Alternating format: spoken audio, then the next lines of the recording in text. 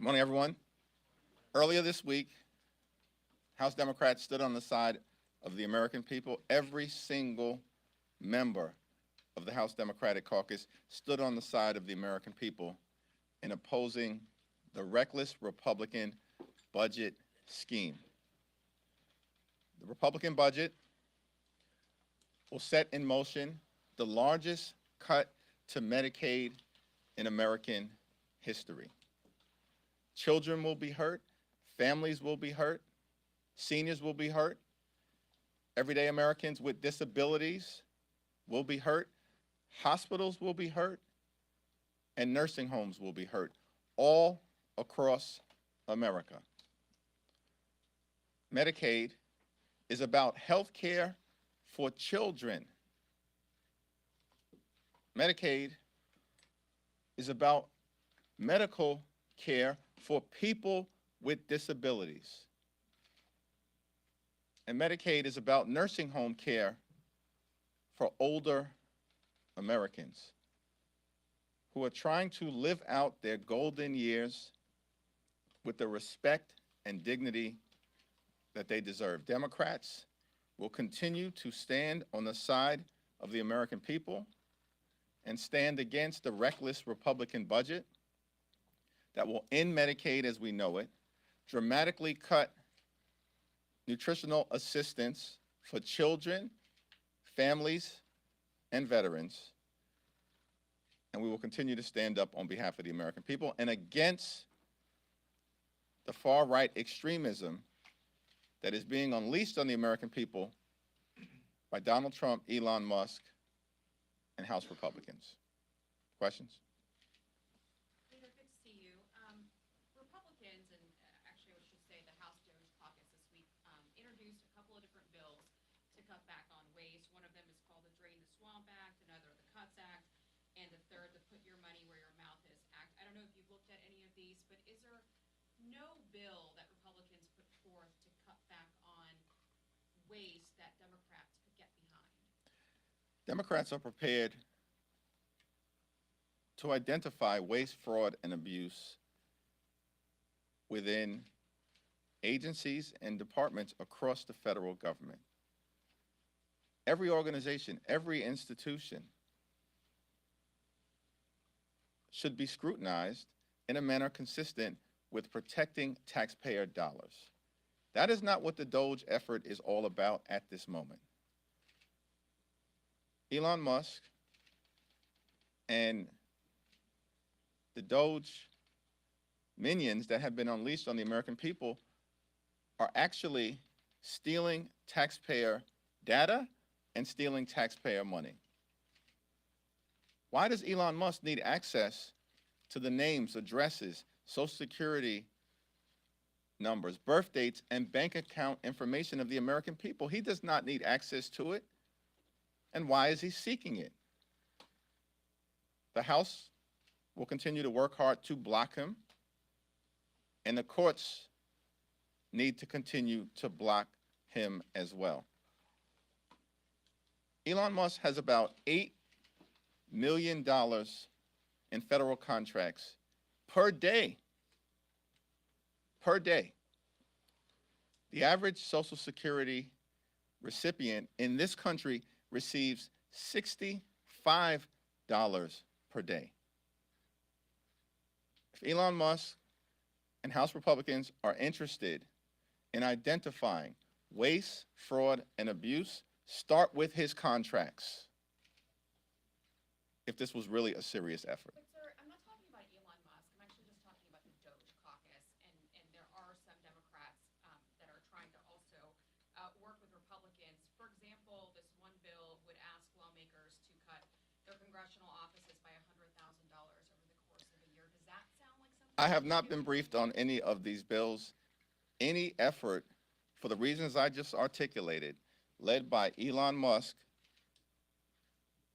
in terms of the Trump administration, and Marjorie Taylor Greene in the House of Representatives, who chairs the Doge Subcommittee on Oversight, are not serious. It's not serious. If you put Marjorie Taylor Greene in charge of the effort, it's not serious. Leader Jeffries,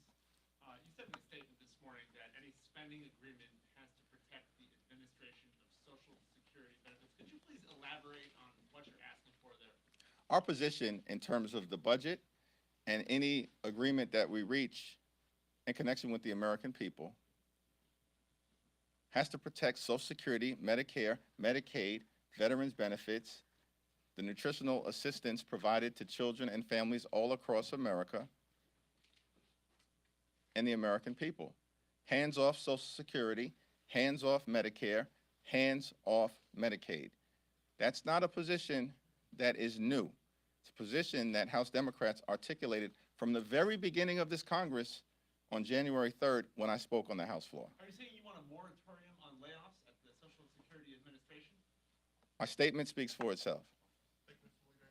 President Trump will be here next Tuesday to address a joint session of Congress. What are your expectations for the address? What are your expectations of your caucus? Can you talk about who you may be bringing? Just kind of flesh out what you're expecting to hear and see next Tuesday. Yeah, two questions that Donald Trump needs to answer. Why has he failed to do anything to lower the high cost of living in the United States of America? And why has the Trump administration unleashed far-right extremism on the American people in a way that represents an assault on the American way of life? Paul? To follow up on that, about Tuesday, you were here 5 years ago when he delivered his last State of the Union address. If it's a similar style, I've forgotten it, by the way. you're welcome for reminding you. Have you talked at all to your members about how you want them to behave Tuesday night, given how the minority party has acted in recent years? Catherine Clark, who manages the floor as the House Democratic Whip, is in conversation with members across the caucus, and so that's probably a question at this moment that is best directed to her. Yeah. Back to this side, Kevin. We've seen that, Mr. Leader, over the last couple weeks, Trump take a rather aggressive approach to New York State, be it congestion pricing, be it whatever you want to describe what's going on with the mayor. What do you make of that, and why do you think it's happening, and what should Democrats be doing in response to that? Well, New Yorkers are not going to be intimidated by Donald Trump, the administration, or any of the efforts to try to hurt the people of New York City and the people of New York State. Governor Hochul and Tish James and the congressional delegation, both in the Senate and in the House, will continue to aggressively push back against any efforts initiated by Donald Trump, the Department of Justice, the Department of Homeland Security, or other aspects of the Trump administration to hurt the people we represent. We will not be intimidated, and we will continue to push back forcefully. Speaker Jeffrey, Speaker Johnson has made it clear that a CR is necessary to avoid a government shutdown March 15th. How has conversations been like between the two offices? He previously said that you guys have added or introduced things that would be pretty much a non-starter, like limiting the powers of the executive branch. What are those conversations like? Are you at the table? Speaker Johnson and myself had not had a conversation about the appropriations bills because those conversations at the moment are being led by Rosa DeLauro on the Democratic side and Tom Cole on the Republican side. We have great confidence in the leadership of Rosa DeLauro to negotiate in a way that is consistent with the values of the American people and the things that matter, which is how do we lower costs for everyday Americans? And how do we protect things like Social Security and Medicare and Medicaid? How do we make sure that people can pay their bills? And how do we keep the American people safe? Those are the core issues that Democrats are working on behalf of the American people. Republicans have the House, the Senate, and the presidency. And as we just saw 2 days ago, Donald Trump managed to be able to convince reluctant Republicans to vote for the largest potential cut to Medicaid in American history. We're going to stand on the side of the American people. It appears that Republicans in the House are going to stand on the side of their super rich donors and wealthy corporations. Thanks. Second row. 2 weeks ago, you said at the podium that Republicans looked like they were walking away from spending talks. Do you think things are back on track? Are you confident that a spending deal can be reached by the March deadline? Rosa DeLauro and Tom Cole continue to talk to each other as well as their Senate counterparts.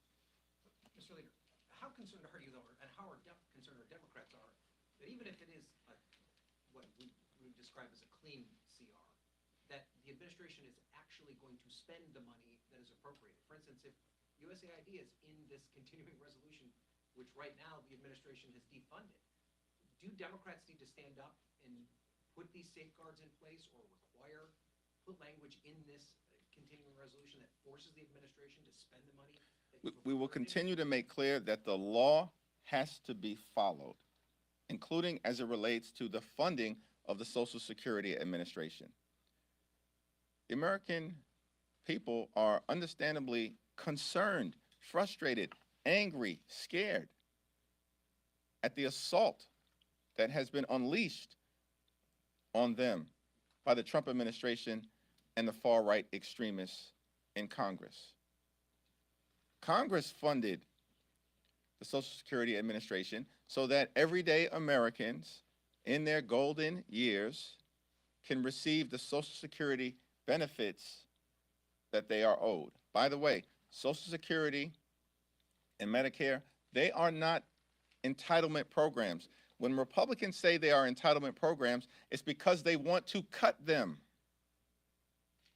That's what this whole budget scheme is all about. That's what the effort to decimate the Social Security Administration is all about. Social Security and Medicare aren't entitlement programs. They are earned benefits.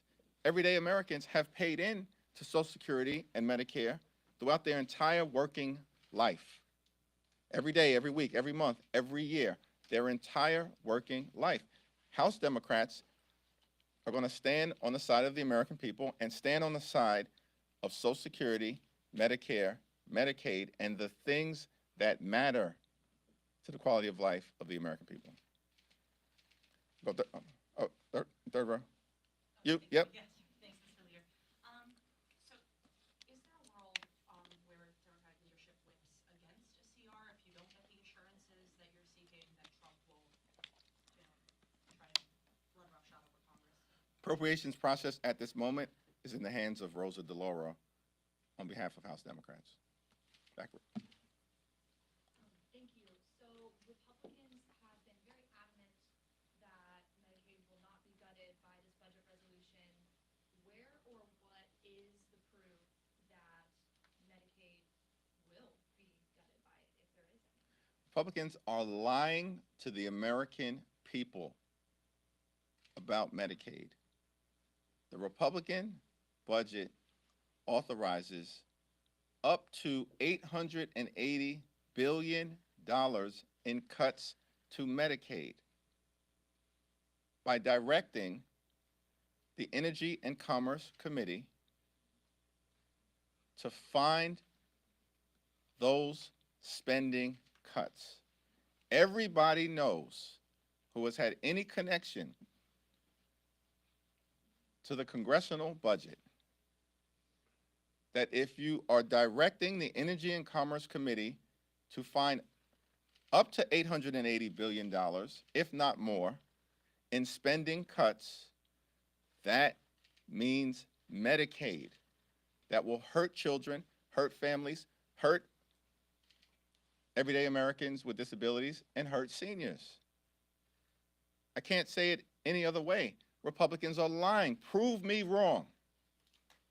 There's nothing more that I would like better, that we as House Democrats would like better, than for Republicans to prove us wrong, that they are not planning to cut Medicaid. Thank you, Leader. With CR negotiations still ongoing, we've had some Democrats say that they feel the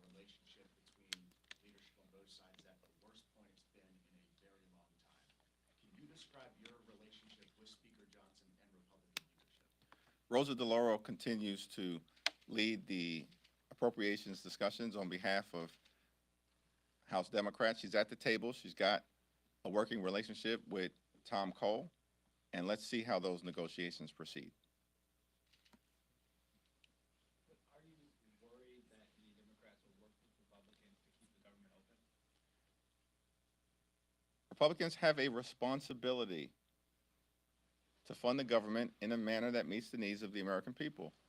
We are going to continue to work hard to ensure that any spending agreement that is reached ultimately looks out for the health, the safety, the national security, and the economic well-being of the American people. We're focused on the core issues that matter, focused on the economy, focused on affordability, focused on the housing crisis that exists in the United States of America, focused on the fact that under the Trump administration, costs having gone down, they've gone up. Inflation is going up. What happened to lower grocery prices on day one? All right. Last two questions. Some Republicans frustrated over the talks right now have mentioned a year-long CR. Where do you see where Democrats stand on that in your viewpoint, not DeLauro's? And when do you step in when negotiations with DeLauro do not get as far as you hope when it comes to March 14th? The negotiations are ongoing at this moment, led by Congresswoman Rosa DeLauro. In terms of any subsequent consideration of a year-long continuing resolution, that's a conversation that we'll have at the appropriate moment with the entirety of the House Democratic Caucus. Thank you, Mr. Leader. Can you just address more broadly, sort of 2 points here? One, the president is coming next week to deliver the joint address, and I'm wondering what kind of response you expect from your side of the aisle. And secondly, can you just address the sort of conversation out there in the country among some Democrats, some progressive activists, who are just clamoring for their party to sort of do more at this moment, not just Tuesday, but writ large against what they see as, some see as an overreach, from the White House, and just a lot more than maybe voters might have been expecting. It's not just an overreach from the Trump administration, it's an aggressive overreach. It's a parade of horribles And so that the administration has unleashed on the American people. And we have to continue to push back aggressively in every way possible in defense of the American people. Push back in the Congress, just like we did as it relates to the reckless Republican budget. We had members like Brittany Pedersen with her newborn baby who left Colorado with her newborn baby, Sam, brought him to the Congress because she understood the importance of standing on the side of the American people. We have members like Kevin Mullen, who was battling an infection after knee surgery, who literally left the hospital, got on a plane from Northern California, traveled with his wife because she needed to change his IV on the plane in order to make sure that every single Democratic voice was in the Congress on behalf of the American people to push back against the reckless Republican budget that will hurt everyday Americans. We're going to continue to aggressively push back in the Congress. We have to continue to push back aggressively in the courts. More than 100 different lawsuits have been filed related to over 35 different unconstitutional and illegal executive orders. Trump administration is not winning in court. They are losing in court, including most recently at the Supreme Court in a 7-2 decision. We know we can never trust Thomas and Alito to ever do the right thing. But the Trump administration just lost in court with respect to the Office of Special Counsel case in a 7-2 to decision, and more will need to be done. And we'll continue to work with democracy reform groups as well as Democratic attorney generals to push back aggressively in court. And of course, we have to continue to push back aggressively in communities throughout America. The American people are taking notice of what's happening. We understand there's a lot of anxiety, concern, fear, shock, and anxiety as it relates to these events that continue to unfold. And House Democrats, of course, across the country, just like Brittany did, and just like Kevin Mullen did, will continue to rise to the occasion. Thank you.